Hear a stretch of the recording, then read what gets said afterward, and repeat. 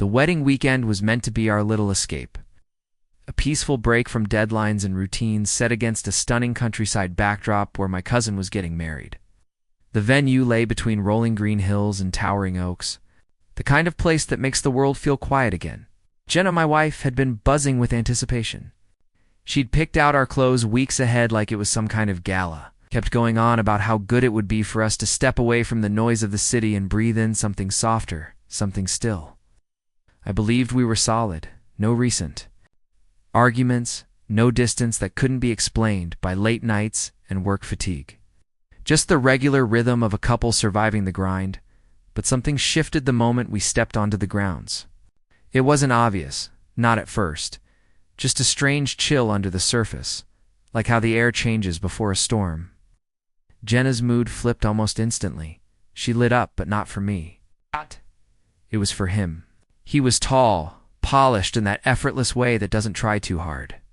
Strangers noticed him without meaning to. I hadn't seen him before, but it was clear Jenna had.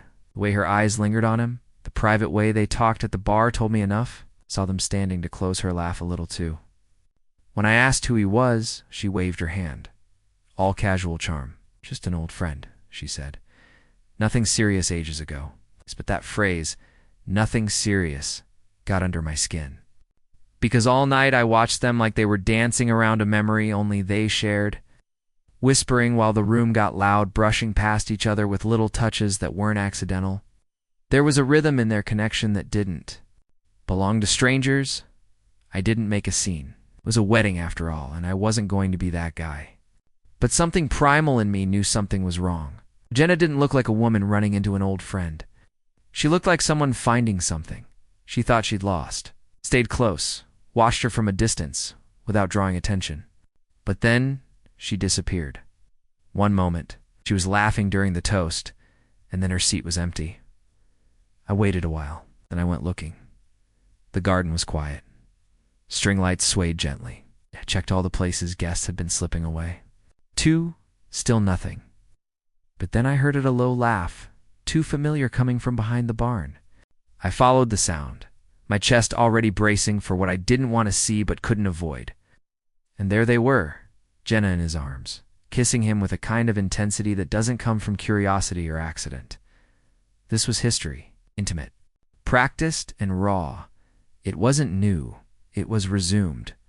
She kissed him like I never existed. I didn't say a word, didn't stumble, didn't cry.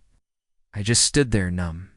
The kind of numb that comes not from shock but from confirmation, from the ugly truth finally showing its face. Then I walked away, back to the reception, straight to our table.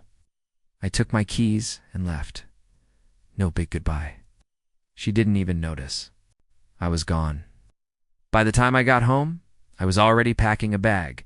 I didn't answer her call when she finally noticed. Didn't open her text. I let the silence speak. The next morning I sent her one short message. I saw you. Don't bother coming home. Then I shut every door, blocked her number, cut her out of every app, email, shared account, called my lawyer. We didn't have much to split, but I made sure what was mine stayed mine. Changed the locks, shut the joint cards. I wasn't just walking away. I was burning the trail behind me. She tried to reach me, use different numbers, send emails filled with tears and excuses. But nothing she said could erase the image of her in someone else's arms, kissing like it meant everything. I didn't give her the satisfaction of a confrontation. No final talk. No why did you do it moment. I offered her nothing, just absence. And that silence, it did what no speech ever could. It slowly crushed her. 2 months passed. Through friends, I heard the guy disappeared on her.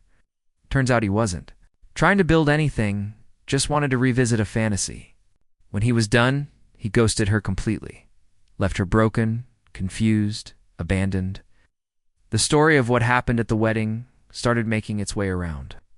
People talked, whispers spread, her image cracked, and she couldn't do anything to control it. Meanwhile, I focused inward, hit the gym, worked harder, slept better, traveled new cities where no one asked questions.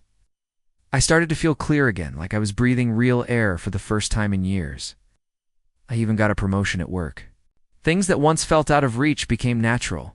Funny what cutting off the weight of betrayal can do to a person. Almost a year later, I saw her at a mutual friend's gathering. She looked older, not in years, but in wear. Her smile faltered when she saw me, tried to greet me.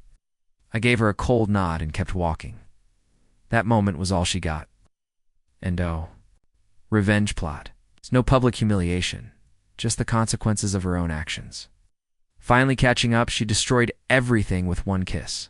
All I did was make sure she had to live in what she built without me. And in that silence I left behind, every truth screamed louder than any words ever.